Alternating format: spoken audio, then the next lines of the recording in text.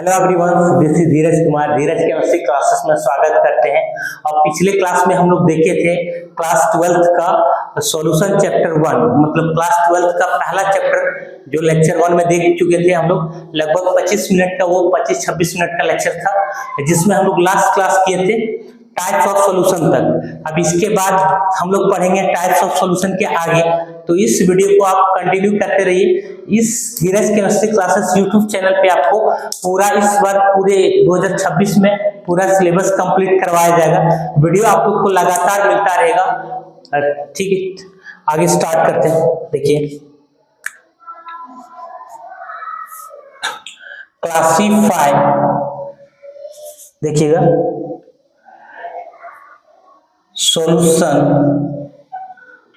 solution is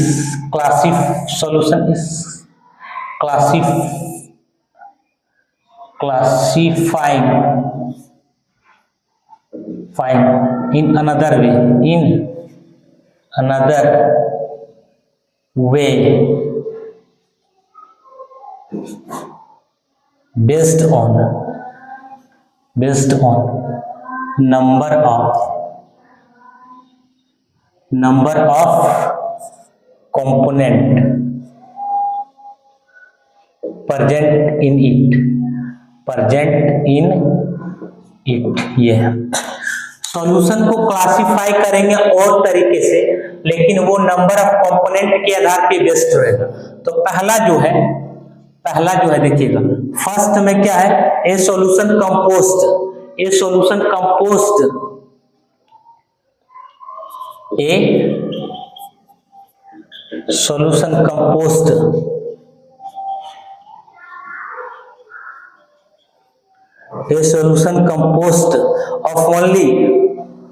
of only two component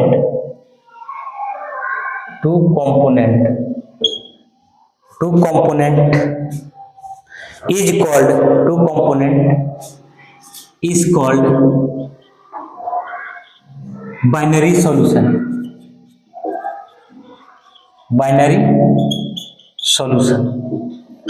एक ऐसा solution जिसमें दो कंपोनेंट इन्वॉल्व हो, जिसमें क्या रहेगा, दो कंपोनेंट इन्वॉल्व हो, उसको बाइनरी सॉल्यूशन कहा जाता है।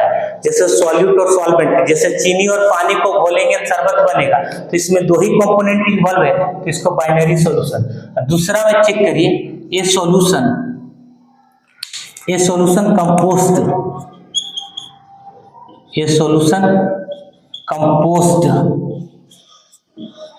ऑफ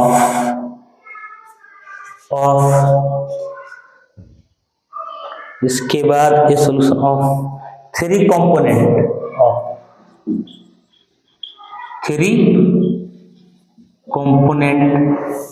is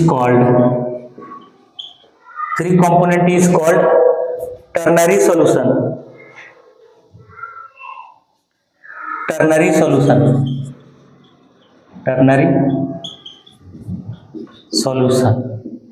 तीसरा में चेक करिएगा, a solution composed of four component is called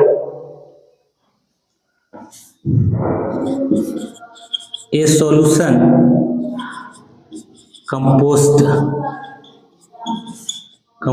of three के जगह में आप क्या कर दो भाई, four component is called quaternary solution।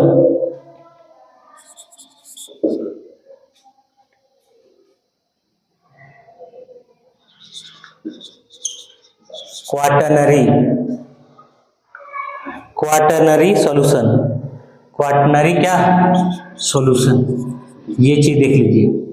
अब इसको हम अच्छे से एक्सप्लेन कर रहे हैं। पहले वैसा सॉल्यूशन जिसमें दो कंपोनेंट इन्वॉल्व हो, उसको बाइनरी सॉल्यूशन। वैसा सॉल्यूशन जिसमें तीन कंपोनेंट इन्वॉल्व हो, टर्नरी सॉल्यूशन। वैसा कंपोनेंट जिसमें चार कंपोनेंट इन्वॉल्व हो, उसको क्वाटरनरी सॉल्यूशन।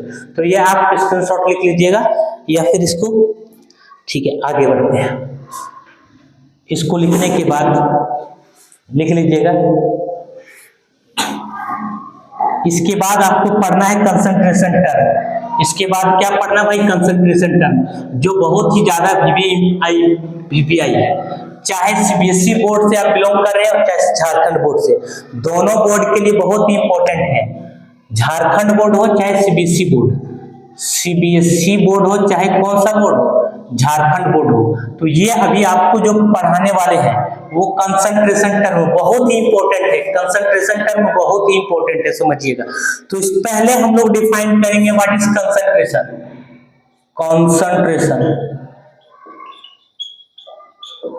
कंसंट्रेशन कंसंट्रेशन को डिफाइन करेंगे।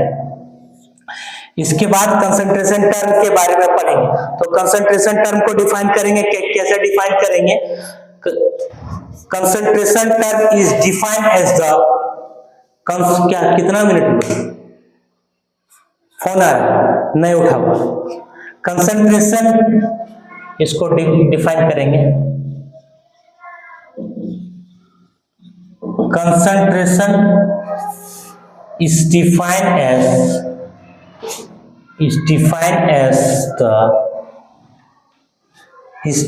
as the amount of solute is defined as the amount of solute which dissolve in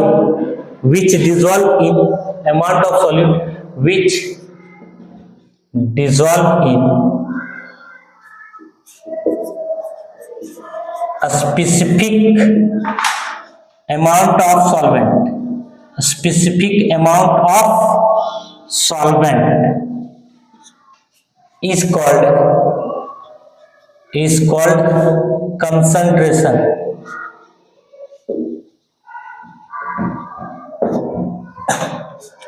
concentration, अब कंसंट्रेशन में समझिएगा, कंसंट्रेशन में इसमें थोड़ा सा आप अच्छे से देखिएगा कंसंट्रेशन होता क्या है। मान लीजिए आपके पास ये कोई कंटेनर है, कंटेनर में अगर आपके पास ये, इस कंटेनर में आपके पास क्या है 200 मिलीलीटर वाटर है, ठीक है, और 20 ग्राम क्या है शुगर है, चीनी है। तो 20 ग्राम चीनी को सर जिसका अमाउंट कम रहता है उसको क्या बोलते हैं, सॉल्यूट, और जिसका अमाउंट ज्यादा है उसको सॉल्वेंट। तो यहाँ बोल रहे हैं concentration term is defined as the amount of solute, मतलब डायरेक्ट बोलते हैं सॉल्यूट का जो अमाउंट होता है, सॉल्यूट का जो अमाउंट होता है वो स्पेसिफिक अमाउंट ऑफ सॉल्वेंट में अगर डिजोल्व रहा तो उसको कंसंट्रेशन कहा जाता है। कंसंट्रेशन उसको क्या कहा जाता है, कंसंट्रेशन। और कंसंट्रेशन टर्म में समझिएगा, एक होता है डाइल्यूट सॉल्यूशन, दूसरा होता है कंसंट्रेटेड सॉल्यूशन। डाइल्यूट सॉल्यूशन और कंसंट्रेटेड सॉल्यूशन, डाइल्यूट सॉल्यूशन क्या होता है इसके बारे में बताएंगे। फिलहाल अभी हम लोग कंसंट्रेशन टर्म के बारे में चेक करेंगे।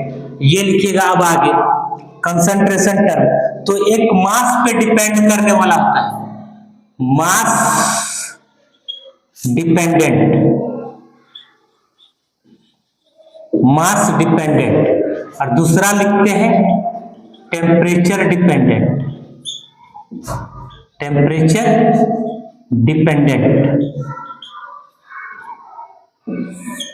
जिस भी किसी कंसंट्रेशन टर्म में, समझो, जिस भी किसी कंसंट्रेशन टर्म में किसका बात करोगे सर, ग्राम का बात करेंगे या फिर किसका बात करेंगे, केजी का बात करेंगे, तो वो हमेशा किस पर निर्भर करेगा, किस पर डिपेंड करेगा, मास पर। जिस भी किसी कंसंट्रेशन टर्म में वॉल्यूम का बात करेंगे, वॉल्यूम को जब भी लिखोगे आप लीटर में लिखते हो, मिलीलीटर में लिखते हो, डेसीमीटर क्यूब में लिखते हो, सेंटीमीटर क्यूब में लिखते हो, सीसी में लिखते हो। तो जिस भी किसी कंसंट्रेशन टर्म में litre, millilitre, decimetre cube, centimetre cube और सीसी की बात करेंगे तो वो कंसंट्रेशन टर्म हमेशा टेम्परेचर पे डिपेंड करेगा। किस पर डिपेंड करेगा, टेम्परेचर पे डिपेंड करेगा।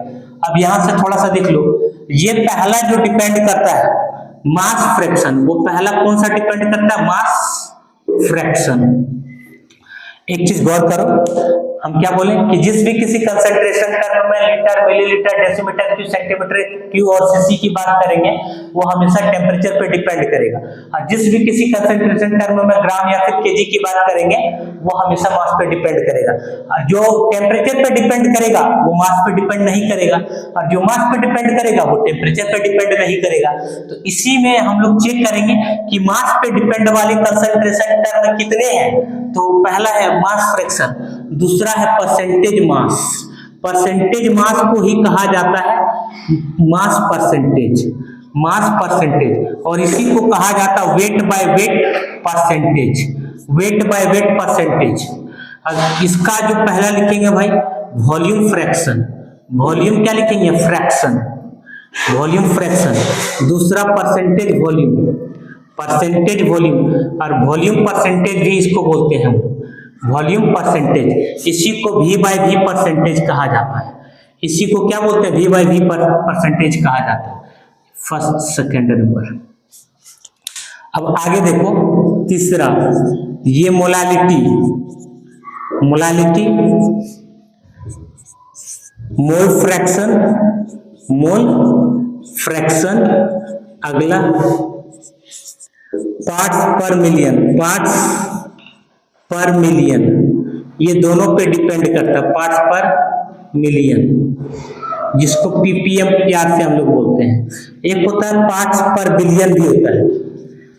आप लोग का एनसीईआरटी बुक में जो दिया है,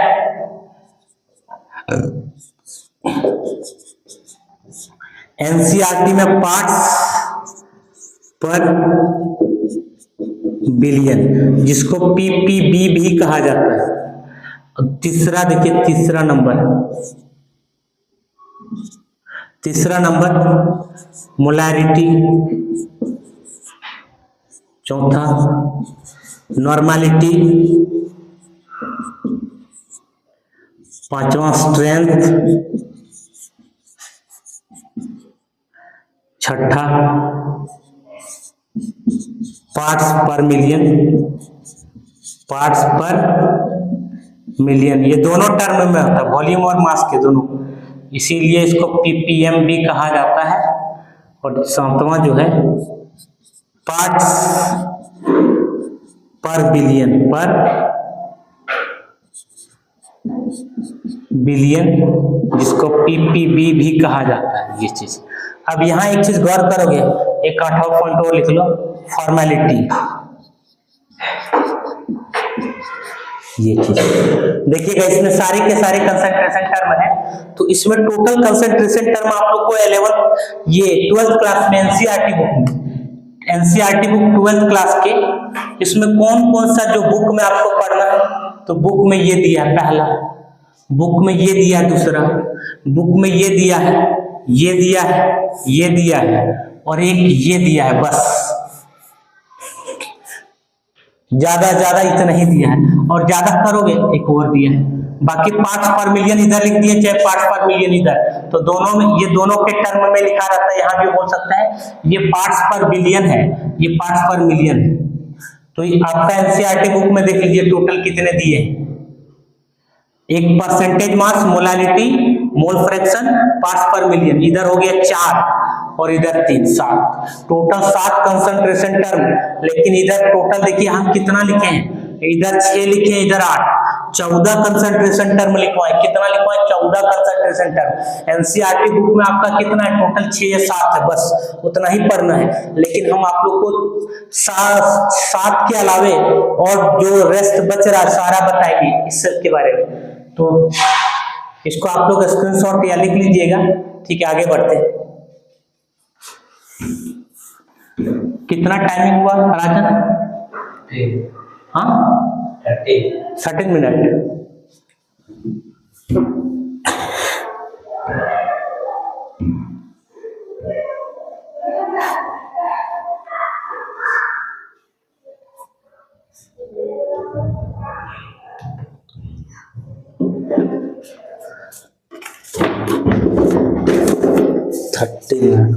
जो पहला कंसंट्रेशन टर्म है उसको हम लोग लिखते हैं मास fraction, mass fraction. Mass fraction, first concentration term. ये मास फ्रैक्शन जो है पहला जो कंसंट्रेशन टर्म लिखवा रहे हैं आप लोग को, ये किस पर डिपेंड करने वाला है, टेम्परेचर या मास पे? तो मास पे डिपेंड करता है। इसका डेफिनेशन द रेशियो ऑफ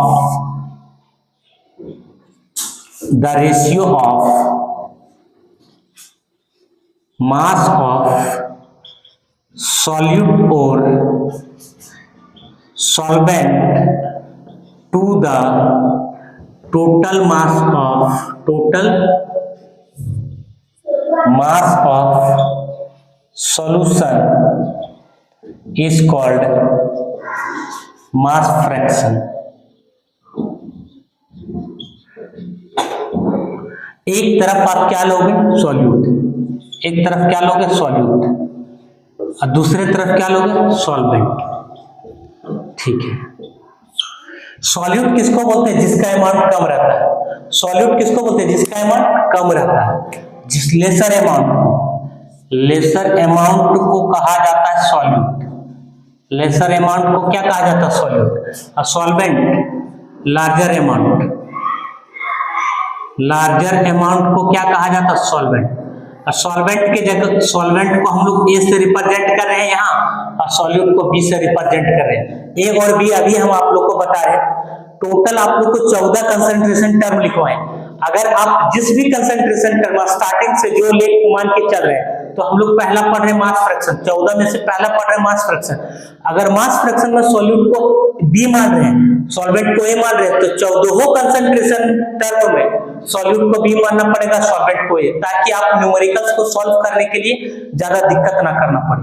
जैसे अगर आप मास फ्रैक्शन में सॉल्यूट को x मानिएगा और सॉल्वेंट को y मानिएगा, तो 14 कंसंट्रेशन टर्म में सॉल्यूट को x मानना पड़ेगा, सॉल्वेंट को y मानना पड़ेगा। अगर आप सर मास फ्रैक्शन में सॉल्यूट को सपोज a मानते हैं, सॉल्यूट को a मानते हैं, तो 14 कंसंट्रेशन टर्म में सॉल्यूट को a मानना पड़ेगा।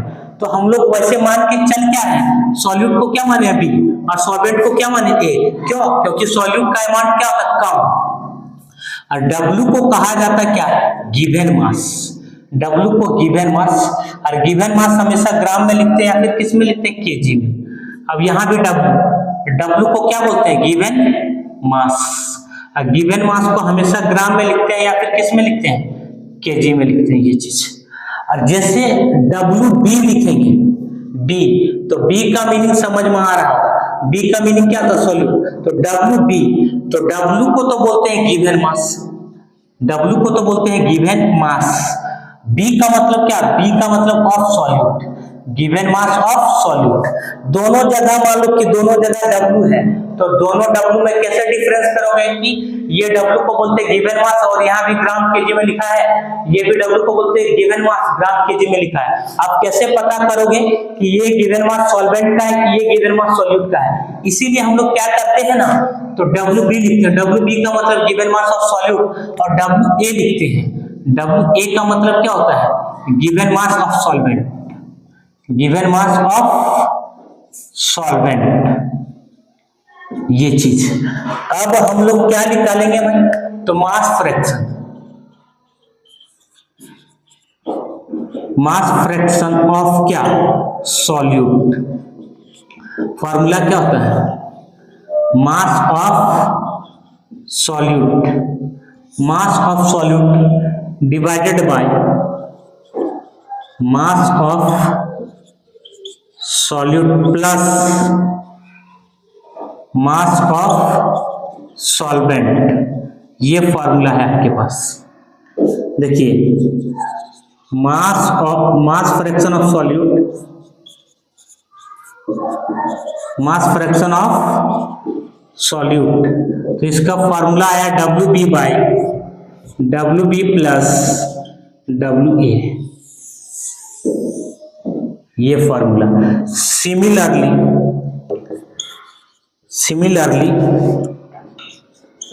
मास फ्रैक्शन ऑफ सॉल्वेंट, तो इसका फॉर्मूला क्या हो जाएगा, WA upon WB plus WA। ये फॉर्मूला देखिए,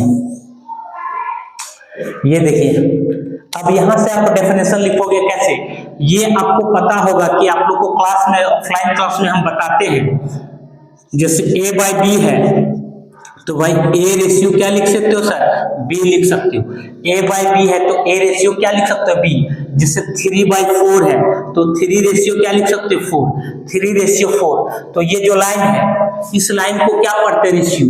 the ratio of mass of solute, the ratio of mass of solute या फिर mass of solvent to the total mass of solution. ये नीचे में क्या हो जाएगा, टोटल मास ऑफ सॉल्यूशन। कैसे, mass of solute plus mass of solvent, जब दोनों को ऐड करते हैं तो मास ऑफ सॉल्यूशन बनता है। तो ये आपका मास क्या बता दिए, मास फ्रैक्शन बता दिए। ये आपका न्यूमेरिकल्स को सॉल्व करने के लिए आप ये फॉर्मूला को आप लोग लिख लीजिए पूरा अच्छे से। नेक्स्ट परसेंटेज मास बता देते हैं, कितना टाइमिंग हुआ, 20 और 5 मिनट और 5 मिनट में इसको हम खत्म कर देंगे। इसको आप लोग स्क्रीनशॉट या लिख लीजिएगा, ठीक है। आगे बता रहे हैं, एक और बता दे रहे हैं, क्या, परसेंटेज मास। परसेंटेज क्या बता रहे हैं अभी, मास। ये सेकंड लेक्चर है, ज्यादा नहीं, 20-20 मिनट का ही हम वीडियो आप लोग के सामने अपलोड करेंगे, वो आप लोग पूरा कंटिन्यू देखते जाइएगा।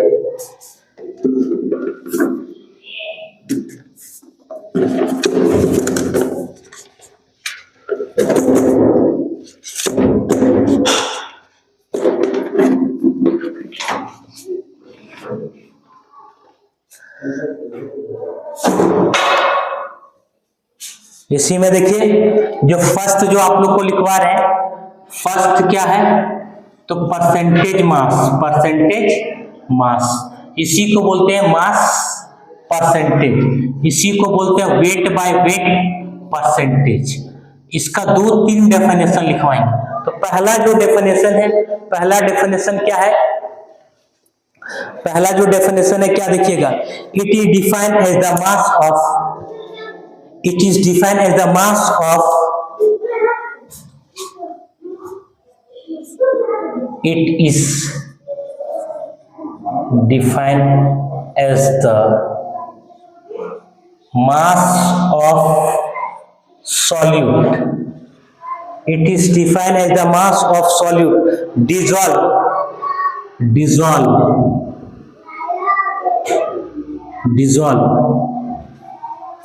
per 100 gram of the solution, per 100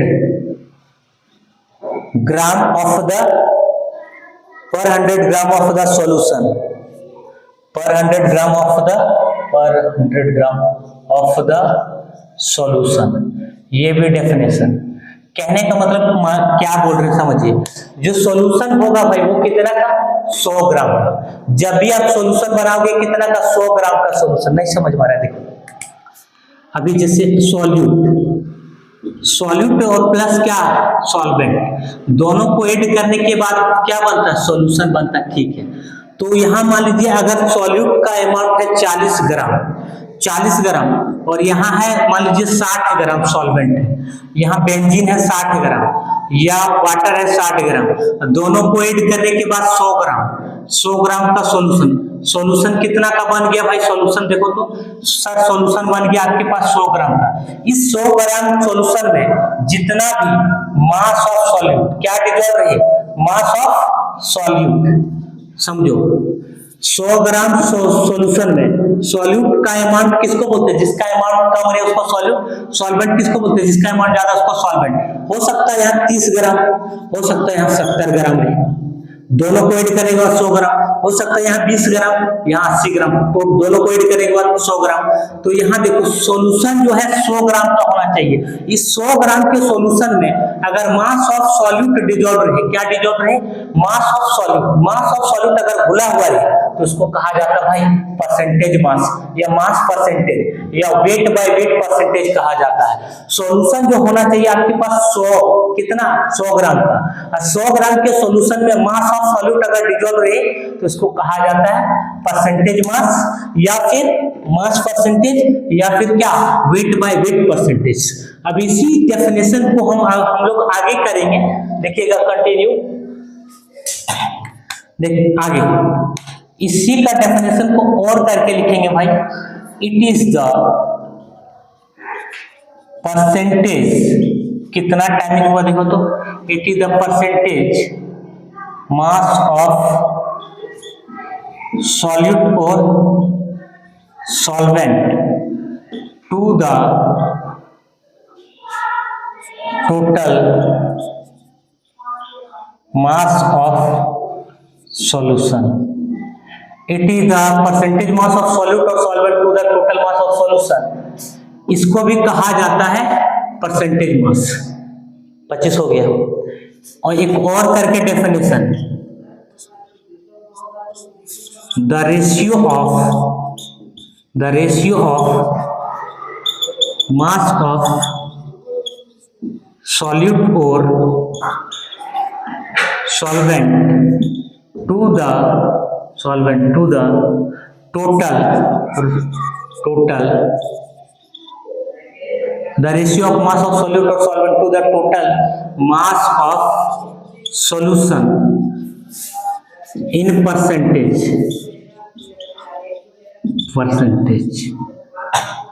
रुक जाओ थोड़ा सा, एक तरफ इसको क्या मानोगे, एक तरफ याद करो सॉल्यूट मानोगे और सॉल्यूट को बी से रिप्रेजेंट करते हैं, एक तरफ क्या मानोगे सॉल्वेंट, याद करिए इससे पहले जो पढ़े थे सॉल्वेंट को ए से रिप्रेजेंट करेंगे। तो भाई यहाँ W को क्या बोलते हैं, गिवन मास, और गिवन मास आपका किस में रहेगा, ग्राम में या फिर किस में रहेगा, केजी में। यहाँ भी W को बोलते हैं गिवन मास, और गिवन मास आपका ग्राम में रहेगा या फिर किस में रहेगा, केजी में। ये चीज अब आगे देखिएगा, जैसे WB की बात करें, WB का मतलब क्या होता है सॉल्यूट, तो गिवन मास ऑफ क्या लिखोगे, गिवन मास ऑफ सॉल्यूट। तो यहाँ WA का मतलब होता है क्या, गिवन मास ऑफ सॉल्वेंट, ये चीज। अब इसका डायरेक्ट फॉर्मूला लिखते हैं, फॉर्मूला हम ये लिखते हैं, percentage mass of solute. Percentage mass of solute का फॉर्मूला होता है WB प्लस WA, और परसेंटेज के लिए क्या,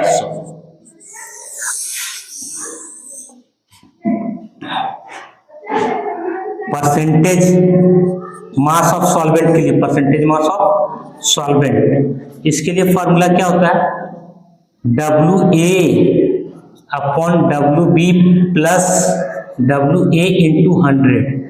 इसको अच्छे से सॉल्व करेंगे, ये चीज, ये फॉर्मूला। इस फॉर्मूला के बाद से आप लोग को न्यूमेरिकल्स बताएंगे, ठीक है, आप लोग के यही रहने दीजिए, ठीक।